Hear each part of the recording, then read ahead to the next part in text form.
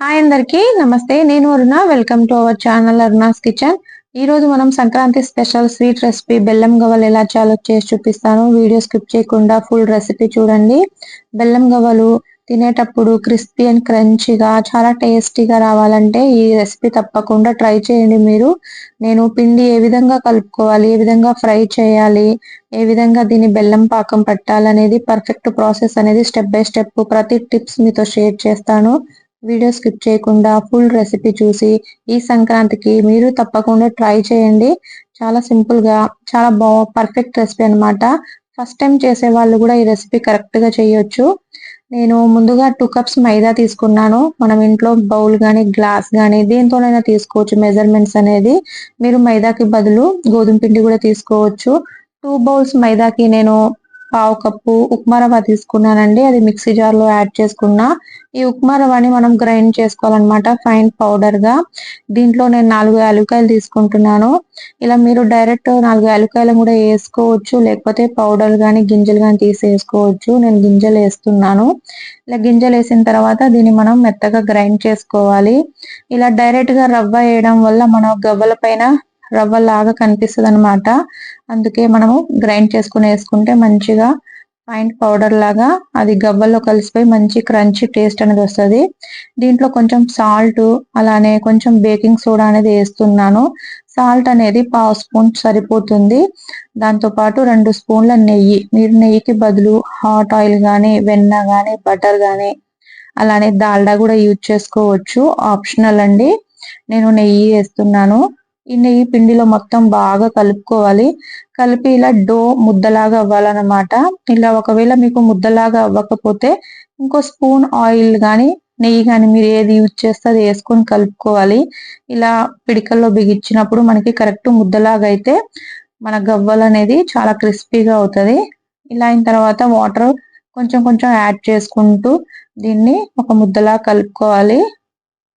Water ఒకేసారి add చేయకూడదండి. దీన్ని మరీ సాఫ్ట్ గా అనేది కలపకూడదు, కొంచెం సెమీ సాఫ్ట్ గానే కలుపుకోవాలి. ఇలా కలుపుకోవడం వల్ల మనకి దీంట్లో ఉప్మా రవ్వ వేసాం కదా, దీంట్లో వాటర్ అనేది అబ్జర్వ్ చేసుకొని అది కూడా బాగా సాఫ్ట్ గా అవుతుంది. దీన్ని మనం మినిమం 15 to 20 minutes రెస్ట్ లో పెట్టుకోవాలి. ఇలా రెస్ట్ లో పెట్టుకోవడం వల్ల మన పిండి అనేది బాగా సాఫ్ట్ అయిపోతుంది అనమాట. ఈ రవ్వ కూడా మంచిగా కలిసిపోతుంది మైదాలో. చూసారు కదా, చాలా సాఫ్ట్ డో అయిపోయింది. మళ్ళీ ఒకసారి మొత్తం కలుపుకుంటున్నాను. బాగా కలుపుకొని మనము పిండి చూసారు కదండి, ఇలా 2 చేతులతో లాగితే లోపల లేయర్ లేయర్ గా మంచిగా కనిపిస్తుంది కదా, ఇలా పఫీగా. ఇలా కనిపిస్తే మనకి గవ్వలు అనేది చాలా క్రిస్పీగా గుల్లగా వస్తాయండి. మనకి ఏ సైజ్ లో కావాలంటే ఆ సైజ్ లో, చిన్న సైజే కొంచెం కొంచెం పిండి పెట్టుకొని బాల్ సైజ్ లో చేసుకోవాలి. దీన్ని పర్ఫెక్ట్ రౌండ్ షేప్ అలా ఏం అవసరం లేదండి. ఇలా కొంచెం పిండి తీసుకొని ఒక చేత్తోనే ఇలా రౌండ్ గా చేసుకొని అన్ని బాల్స్ పెట్టుకోవాలన్నమాట గవ్వలకి. ఇలా చిన్న సైజు ఉంటేనే బాగుంటది. మరి పెద్దగా పిండి తీసుకోవడం వల్ల గవ్వలు అనేది లావుగా అయిపోయి తినేటప్పుడు క్రిస్పీగా రాదు.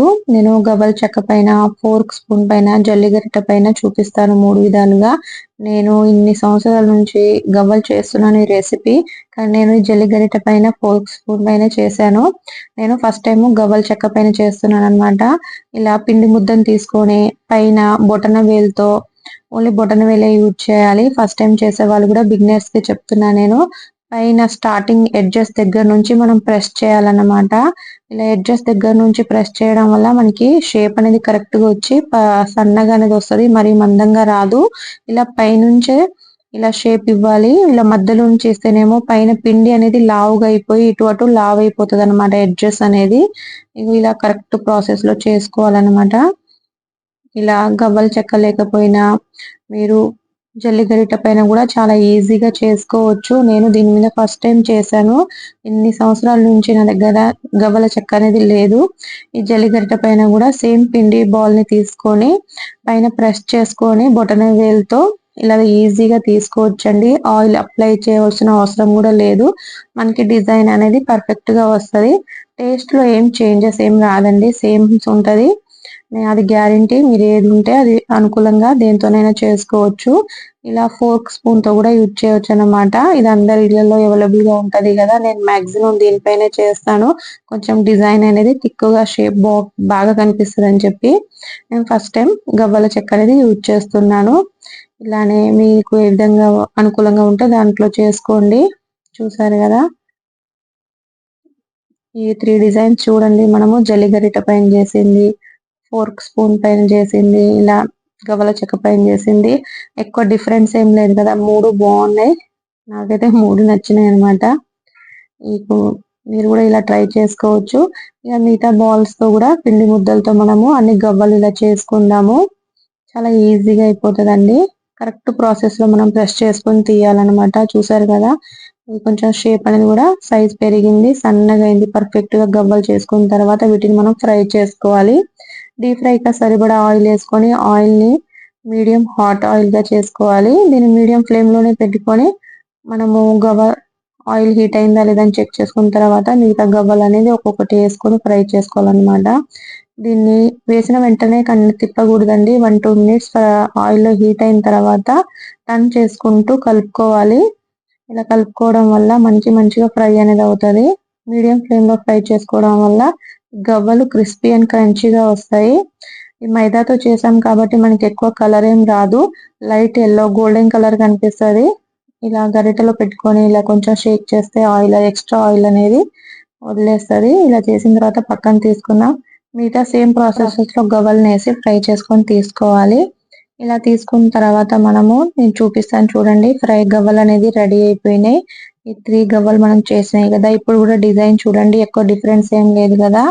ఇలా ప్రెస్ చేసి తెంపితే క్రంచీ క్రిస్పీగా కనిపిస్తుంది. లోపల పిండి అనేది కూడా చూసారు కదా. మనం ముందుగా పిండి కలుపుకున్నప్పుడు ఎలా ఉందో ఇప్పుడు కూడా అలానే క్రంచీగా వచ్చిందండి లోపల. ఇది పర్ఫెక్ట్ రెసిపీ అన్నమాట. చాలా బాగుంటది. మా ఇంట్లో ఈ గవ్వల పైన పిల్లలు తేనె వేసుకొని తింటారు. మీరు కూడా ఒకసారి అలా ట్రై చేయండి, చాలా బాగుంటది. దీనికోసం నేను బెల్లం పాకం తీసుకుంటున్నాను. మనం ఏ కప్పుతో మైదా తీసుకున్నామో దాంతోనే ఒక కప్పు ఎక్స్ట్రా పావు కప్పు అండి, అంటే 1.25 కప్పు బెల్లం తీసుకున్నా. అలానే పావు కప్పు అనేది వాటర్ తీసుకున్నాను. వాటర్ లో ఈ బెల్లం మొత్తం మెల్ట్ చేసుకోవాలి. దీన్ని కూడా కొంచెం లో ఫ్లేమ్ లో చేసుకోవాలన్నమాట. ఇలా మీడియం ఫ్లేమ్ లోనే జాంగ్రీ సిరప్ చేసుకున్న తర్వాత దీన్ని వడగట్టుకోవాలి కంపల్సరీ. లోపల ఏదైనా డస్ట్ పార్టికల్స్ ఉంటాయి కదా, తినేటప్పుడు ఇబ్బంది కాకుండా ముందుగానే వడగట్టుకోవడం వల్ల టేస్ట్ లో చేంజెస్ ఏం రాదు. ఇలా మళ్ళీ లో ఫ్లేమ్ లోనే ఆ కడాయిలోనే జాంగ్రీ సిరప్ వేసుకొని దీన్ని కొంచెం జిగురు పాకం వచ్చేదాకా మనం మీడియం ఫ్లేమ్ లో తయారు చేసుకోవాలి. ఇలా చేతిలో పెట్టుకొని చూస్తే ఇలా జిగురు పాకంగా రావాలి. ఇలా పాకం వస్తే మనకి పాకం అనేది రెడీ అయిపోయినట్టు. ఇలా పాకంలోనే మనం ముందుగా ఫ్రై చేసుకున్న గవ్వలను వేసుకొని బాగా కలుపుకోవాలి. ఈ పాకంలో మీరు కావాలనుకుంటే ఆలుకాయల పొడి కూడా యూజ్ చేసుకోవచ్చండి. Elaichi powder optional. నేను ముందుగా రవ్వలో వేసానని చెప్పి వేయలేదు. మీకు నాకు కావాలనుకుంటే వేసుకోవచ్చు. ఈ పాకం ఈ గవ్వలన్నిటికీ బాగా కలపాలి. 1-2 మినిట్స్ మీడియం ఫ్లేమ్ లో ఉంచుకొని పాకంలో గవ్వల్ని బాగా కలుపుకుంటూ 2 మినిట్స్ కుక్ చేసుకోవాలన్నమాట. ఇలా కలుపుకోవడం వల్ల ఈ పాకం అంతా ఈ గవ్వల కంటే మంచి టెక్స్చర్ అనేది వస్తుంది. చూసారు కదా. ఇలా వచ్చిన తర్వాత మనము గ్యాస్ ని బంద్ చేసేసి దీన్ని కొంచెం సైడ్ కి పెట్టేద్దాము.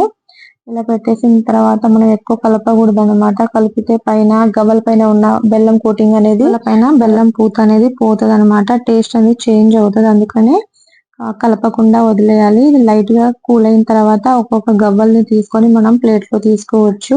మళ్ళీ బాగా చల్లారిన తర్వాత అయితే తీసుకోవడం కష్టము. అందుకని కొంచెం లైట్ గా చల్లారిన ముందు ఇప్పుడే ఈ గవ్వల్ని ఒక్కొక్కటి సపరేట్ చేసుకోవాలి.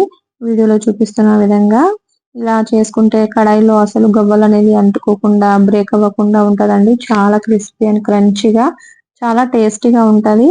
మీరు తప్పకుండా ఈ రెసిపీ ట్రై చేయండి. చూడండి, కడాయిలో అసలు ఒక గవ్వ కూడా అంటుకోలేదు. ఇలా క్లియర్ గా వచ్చేసింది. ఈ సంక్రాంతికి మీరు ఈ రెసిపీ ట్రై చేసి ఎలా వచ్చిందో నాకు కామెంట్ పెట్టండి. నచ్చితే లైక్ చేసి షేర్ చేసి సబ్స్క్రైబ్ చేసుకోండి ప్లీజ్. మీ ఫ్యామిలీతో ఫ్రెండ్స్ తో కూడా షేర్ చేయండి. చాలా క్రిస్పీగా ఉంటాయండి. చూసారు కదా, మనము ప్రాసెస్ అనేది పర్ఫెక్ట్ గా అయితే చాలా క్రిస్పీ అండ్ క్రంచీగా వస్తాయి గవ్వలు.